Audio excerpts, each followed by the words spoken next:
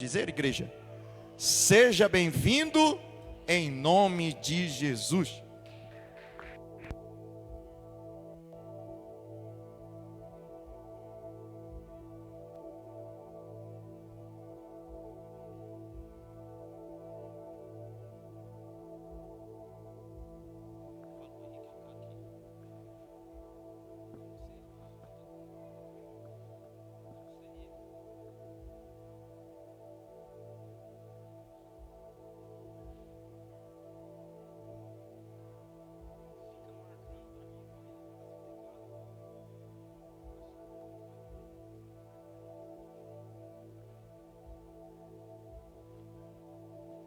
Pai do Senhor, irmãos,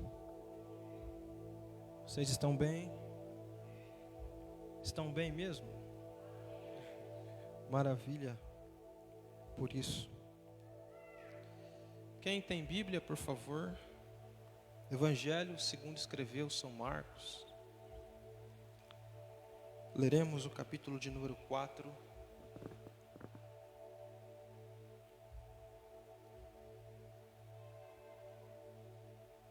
O verso que leremos é o 35.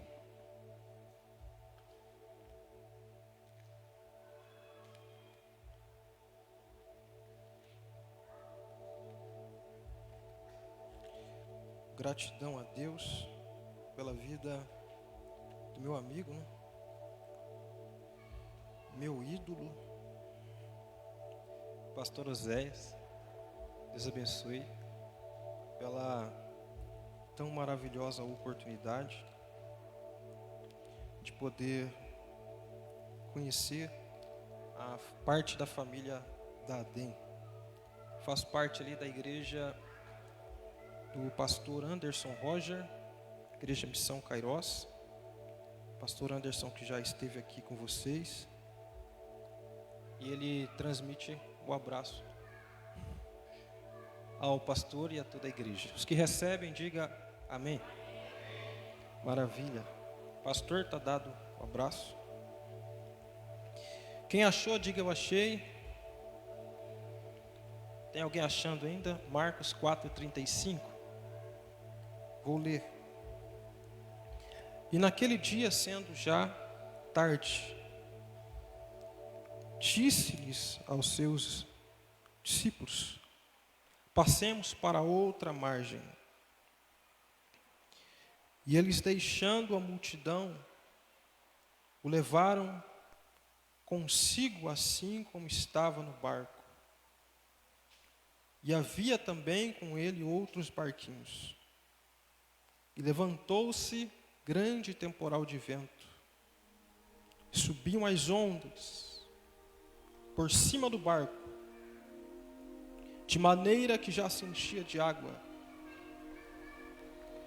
E ele estava na polpa, dormindo sobre uma almofada. E despertaram, dizendo: Mestre, não te importa que pereçamos? E ele, despertando, repreendeu o vento e disse ao mar: cala-te e aquieta-te.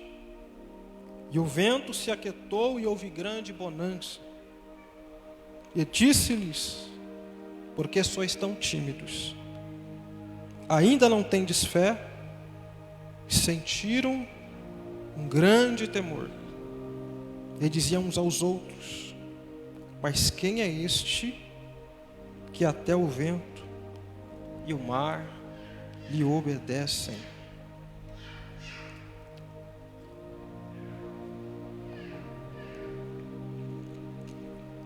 Caminhada cristã, ela não é uma vida de facilidades. Na verdade, na caminhada cristã, encontraremos tempos de dificuldade, de adversidade, tribulações, lutas, circunstâncias difíceis. No entanto, são estas aflições que nos surgem na vida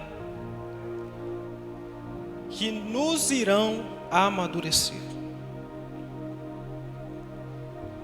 As aflições, as provações, as dificuldades no processo da vida irão te amadurecer.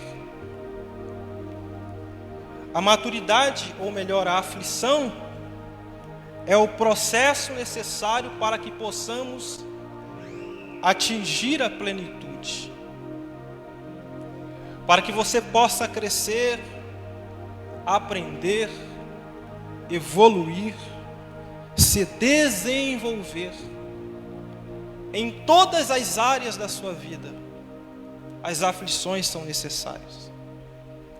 As percas que você teve na vida, as adversidades que você encontrou na vida, lhe deram estrutura para suportar o tempo presente que estás vivendo.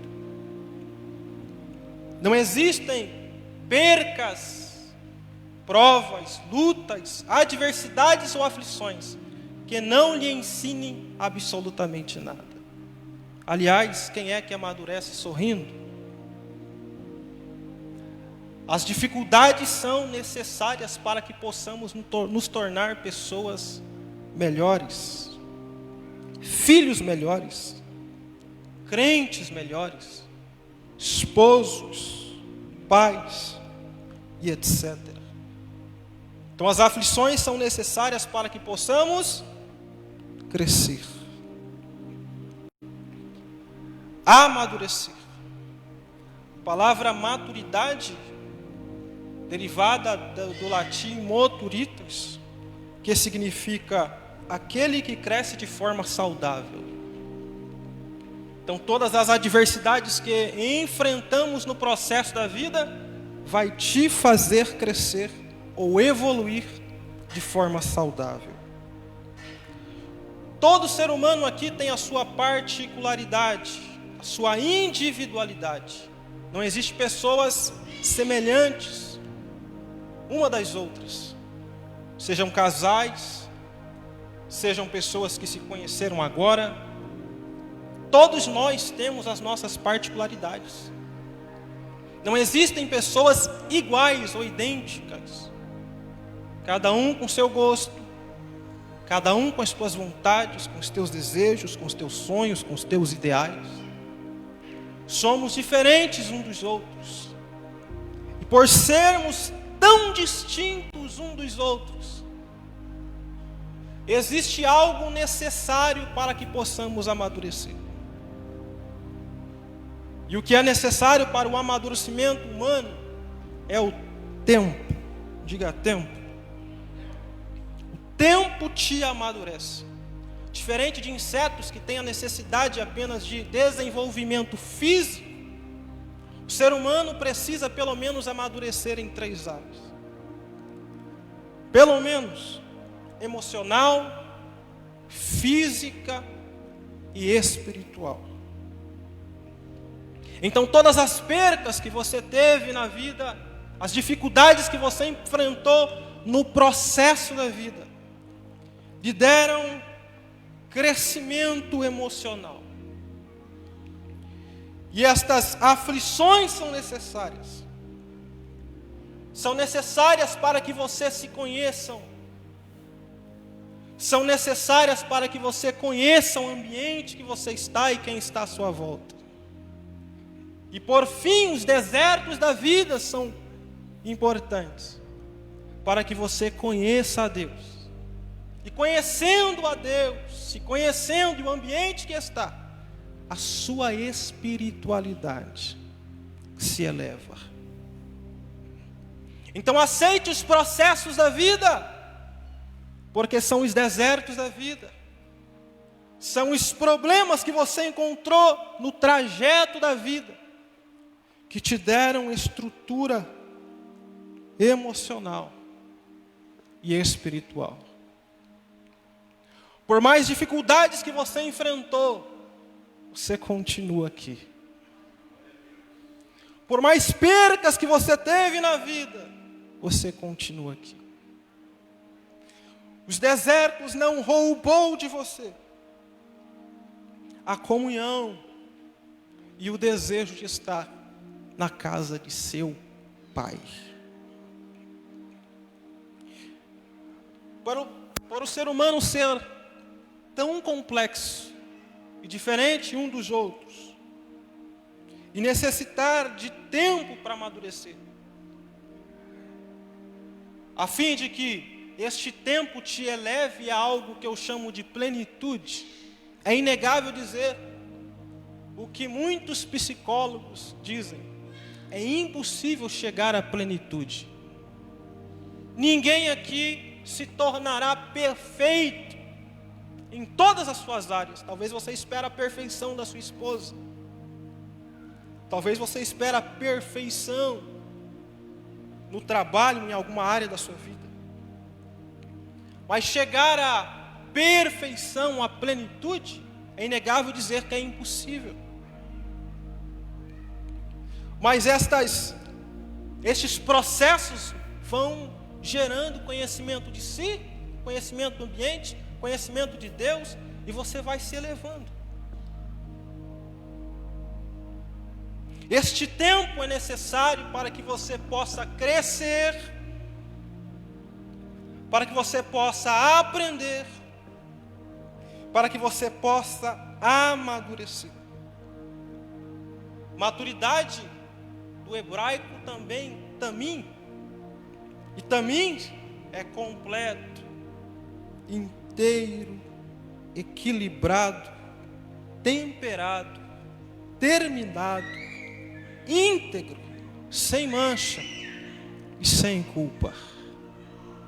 Então é o tempo que te tornará cada vez mais completo, cada vez mais balanceado e equilibrado. Jesus, no capítulo de número 4, eu gosto de chamar o capítulo 4 como o capítulo do estudo didático. Ele vai ensinar uma multidão de pessoas. Essa multidão está aprendendo. Centenas de pessoas ouvindo a instrução de Jesus. E ele vai dar 3 temáticas. A primeira, ele vai falar sobre a parábola do semeador. A multidão está, diga, ouvindo. É um estudo didático. O segundo estudo que ele dá à multidão, os discípulos estão presentes, é sobre a parábola da candeia, depois parábola da semente, por fim ele termina falando sobre o grão de mostarda. Que pedagogia é esta? É a instrução, eu ouço o que ele diz para mim, e depois, no dia seguinte, eu coloco em prática aquilo que ele me ensinou. É didático. E ouçam, ele está dizendo, o semeador saiu a semear. Enquanto ele sai para semear, a semente cai pelo chão, uma entre espinhos, outra entre as pedras, outra em boa terra. É ele dizendo para aquela multidão de pessoas que assim é o reino de Deus. Que existem pessoas que têm estrutura boa para receber a palavra, outras não. De outra forma ele está dizendo, então não desista de semear. Semeie, porque em hora oportuna um coração aberto recebe a palavra. É ele dizendo para aquela multidão, luz não foi feita para colocar debaixo da cama, mas em um lugar elevado para iluminar toda uma casa. É como se ele dissesse, sejam luz aonde vocês forem. Sejam insistentes na semeadura. Porque quando você persistir, esta semente vai cair em boa terra e vai produzir. Você não vê nada agora, mas amanhã você colherá o fruto da sua perseverança. No entanto, Jesus vai terminar esta instrução didática de falar e colocar em prática no dia seguinte, e vai convidar os seus discípulos para uma jornada que eles não sabem bem para onde é. Jesus vai trocar o método. Não é mais uma aula didática em que eu falo e vocês coloquem em prática. Não, ele olha para os seus discípulos e diz: vamos. Na verdade, Jesus vai utilizar um método prático, porque é na prática que nos desenvolvemos. Os discípulos não sabem o que os aguarda mais à frente, mas eles ouvem a voz do mestre, entra na embarcação e vai. Quem lê o texto sabe que daqui a alguns instantes se levantará o quê? Uma grande tempestade. Mas eles em particular não sabem. Mas quem está convidando sabe. Ele está dizendo: vamos. Analisando o texto e sabendo, e recebendo o convite, sabendo que daqui a alguns instantes os imprevistos me acontecerão, eu iria? Jamais. Acho que foi em 2018, eu indo para a cidade de Socorro, divisa de Minas Gerais, Munhoz, se aproximando da cidade de Socorro, apaguei e capotei o carro algumas vezes. Quase perdi minha vida.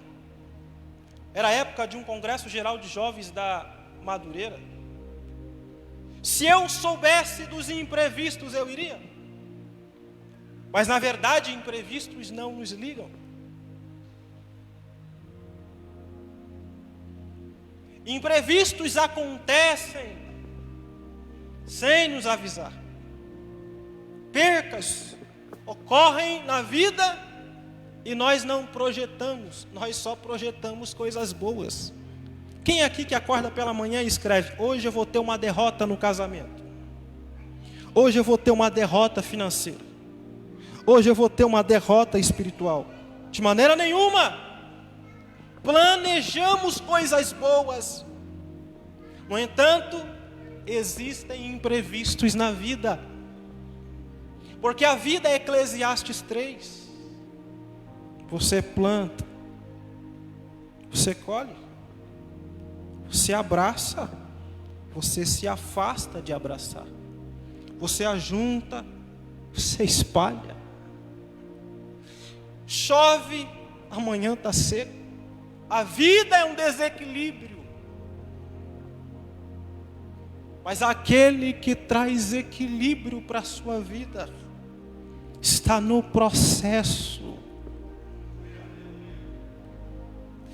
Ele está dentro da embarcação, indo com os discípulos, e Jesus não faz promessa de paz. E a palavra paz deriva-se da palavra hebraica shalom. E shalom é segurança e ausência de conflito. Jesus não promete nada para os discípulos, pastor Zéias. Ele apenas diz: vamos. Venha comigo.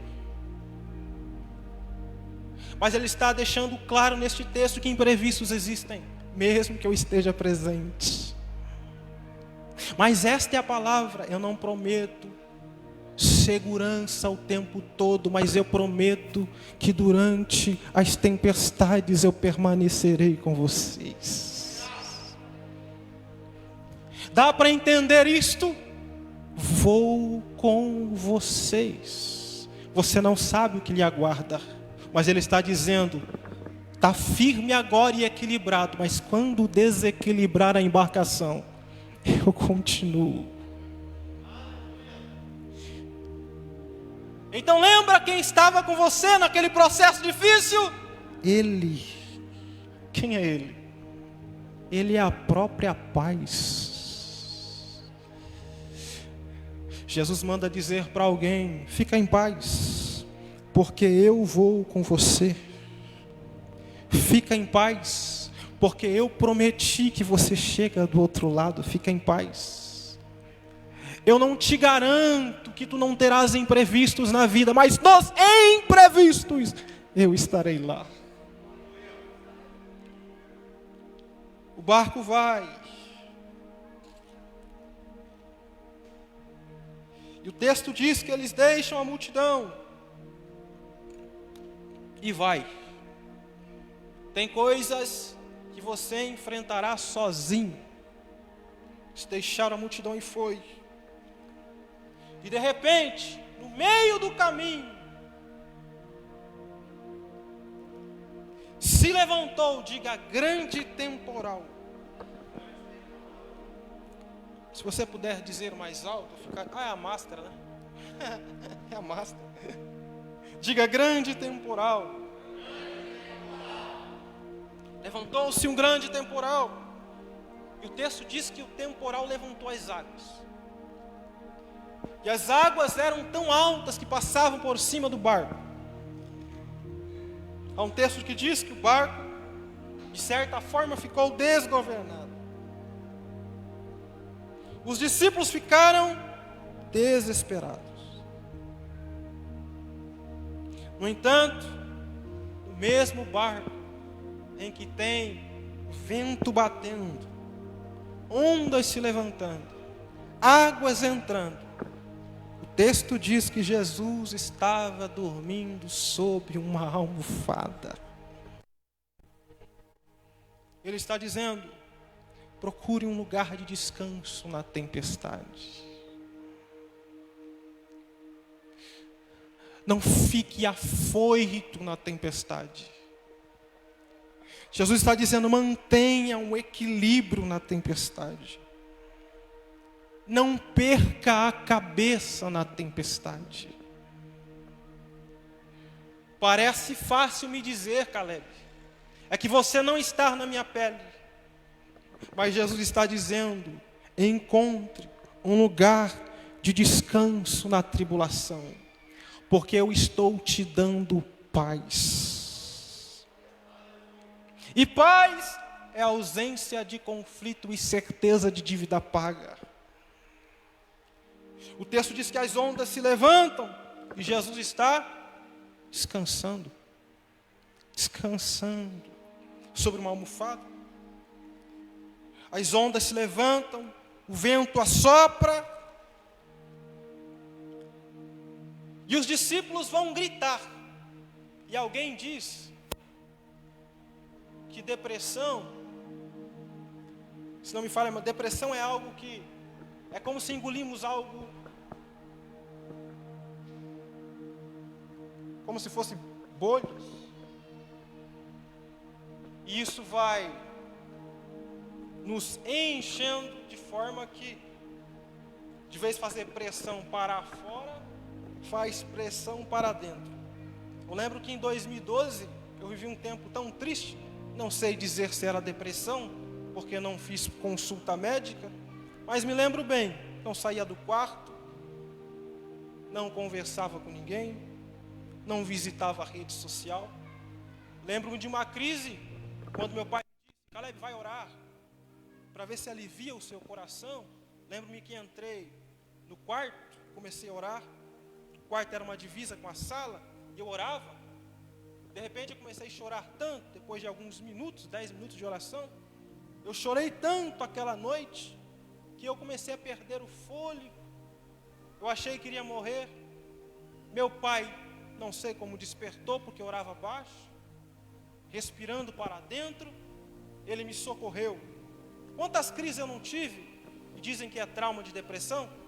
Certa feita, ainda neste ano de 2012, eu me lembro que eu acordei com a mesa de computador rachada no meio.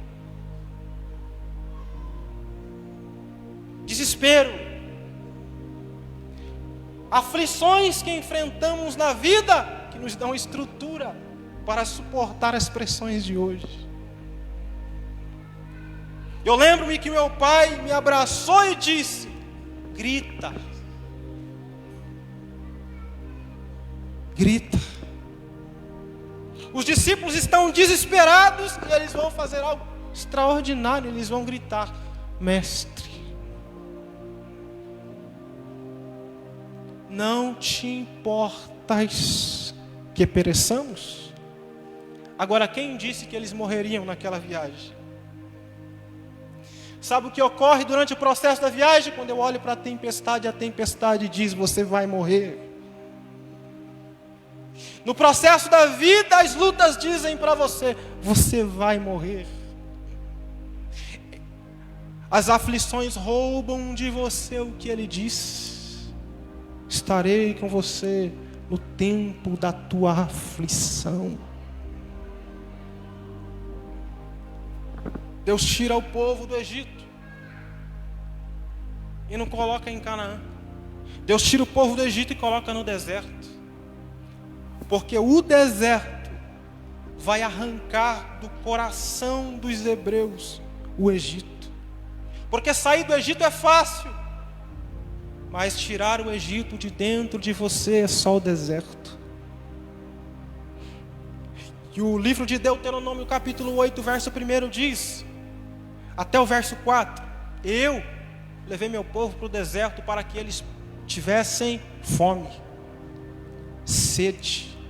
Deus diz: eu os humilhei, a fim de que se descubra o que havia no coração deles. Entenda, Canaã está preparado, o outro lado está preparado, tudo está feito. Aceita o processo, porque neste processo difícil, que é o tempo das tuas maiores experiências com Ele. Porque é no deserto que você verá coluna de fogo, nuvem, experimentará as providências de Deus, água. E o que é isto de Deus? Está preparado para o tempo de milagre? Você está pensando que vai morrer. Você está gritando e dizendo: tu não se importas, mas Deus me trouxe aqui para dizer para alguém: tu não vai morrer, porque eu disse para você que você chegará do outro lado. Eu não sei se pode, mas quem está do lado de alguém, faça. Dá um soco, cumprimenta ele igual o corintiano, assim. E diga para ele: você não morre nesta tempestade, porque esta tempestade vai elevar a tua espiritualidade. No tempo da sua aflição, Deus está dizendo: eu estou te ensinando e te amadurecendo. Aceite o processo da vida, porque as dificuldades da vida te elevarão. E lembre-se, eles estão enfrentando uma tempestade do lado de fora, mas tem alguém do outro lado que está enfrentando uma tempestade do lado de dentro. Então a estrutura que Deus está te dando aqui é para libertar alguém. A instrução que Jesus está te dando hoje é para curar alguém. É um método difícil, mas Ele está dizendo: aprenda, porque tem alguém precisando. Ele está dizendo: aprenda comigo, na dificuldade descansa, porque tudo que se levantar vai cessar. A palavra tempestade significa tempo passado entre dois momentos, que tem característica violenta, porém que dura pouco. A palavra de Deus para você é: esta turbulência vai passar, porque dura pouco tempo. Está difícil, mas Deus está dizendo: dura pouco. Fica tranquilo, porque o que vai permanecer é o que eu disse para você. Tu chega. Fica tranquilo e descansa. Está difícil dormir à noite. Deus está dizendo: fica tranquilo, porque a tua dívida foi paga. Shalom para você. Fica tranquilo, porque a tribulação não vai te matar, porque o dono da vida está com você. Dá para sentir a tua presença no deserto? Dá para sentir a tua presença na tempestade? Dá para sentir a tua presença no campo de batalha? O que se levantou é grande. E eu costumo dizer que Golias tem 2,98, mas aquele que se levanta ao teu favor não pode ser medido. Ele está com você. Fecha os teus olhos, só 30 segundos. Porque tempestade é tempo passado entre dois momentos. Tá calmo, se levanta, mas cessa. Tá calmo, se levanta, mas cessa. Tá calmo, se levanta, mas cessa. Mas olha quem está com você. Lembra do tempo difícil, você venceu. Choro dura uma noite, mas a alegria ela vem pela manhã e bem cedo. Você crê nesta palavra? Você crê nesta palavra? Uracala surica. Vai passar. Vai se conhecendo, porque vai passar. Vai aprendendo, porque vai passar. Texto de Lucas, capítulo 21, se não me falha a memória, diz que Deus colocou Jesus em agonia. E na agonia, o texto diz, e posto em agonia, orava com mais intensidade. Povo em aflição no Egito. Porém, Deus olha para Moisés e diz: eu sou o Deus de Abraão, eu sou o Deus de Jacó. Eu ouvi. Eu vi. Está vendo? A aflição eleva a tua espiritualidade. A aflição faz você fechar a porta do teu quarto e dizer: Deus, estou aqui. Não se importas? Ele se importa tanto que o texto diz que ele se levantou. Se levantou e disse: eu repreendo. Aquilo que você não pode fazer, ele está dizendo: eu repreendo. Mesmo no seu nível de fé, quando você não tiver mais condições, Deus está dizendo: me chama que eu repreendo. Quando você estiver aflito e agonizando pela morte, Deus usará alguém para repreender aquilo que você acha que vai te matar. Você não morre, a vida está com você. Teu casamento não acaba, a vida está com você. O teu ministério não termina, a vida está com você. A porta está fechada, mas você não morre de fome porque Ele é o pão. Está difícil, você está com sede, mas Ele está dizendo: eu sou a água. Você não morre de sede. A tempestade se levantou grande, mas o texto diz que depois que Ele se levantou, houve grande bonança. Está preparado para o que vai chegar? Mas está preparado para o que você tem que fazer? A bonança veio, mas tem alguém precisando ser liberto. A paz chegou, mas alguém está precisando ser liberto. Fica de pé, por favor.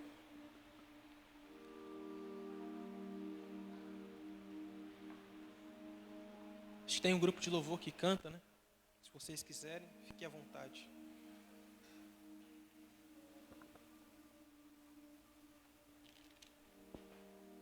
Feche os teus olhos.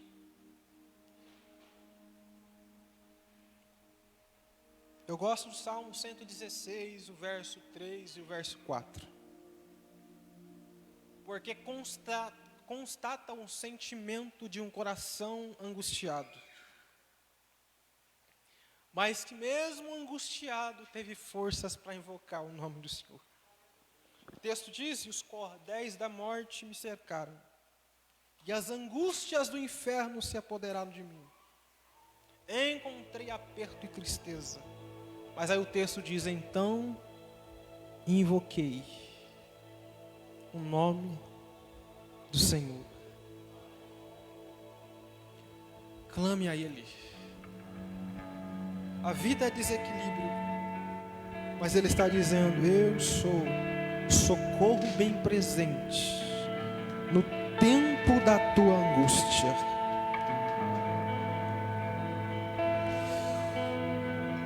Senhor Jesus, no processo da vida a tempestade se levanta, mas o Senhor nos garantiu que estaria conosco. Então, Deus, só nos ensina uma coisa: a ter fé. Esta é a aula, tenha fé. E a palavra fé deriva de uma palavra hebraica chamada emuná. E fé não é ausência de dúvida, fé é firmeza. É as ondas batendo, mas você não perdendo o equilíbrio em a cabeça. Mesmo que seja pouca, Deus está dizendo, o pouco é suficiente para você invocar. O pouco é suficiente para você gritar. O texto diz que as águas entravam dentro do barco, mas antes que o barco se afundasse, a pouca fé bastou para que eles gritassem: não te importas, e ele se levantou. Fé não é ausência de dúvida, fé é na tribulação, no tempo da dúvida, tu não perder a confiança na sua palavra.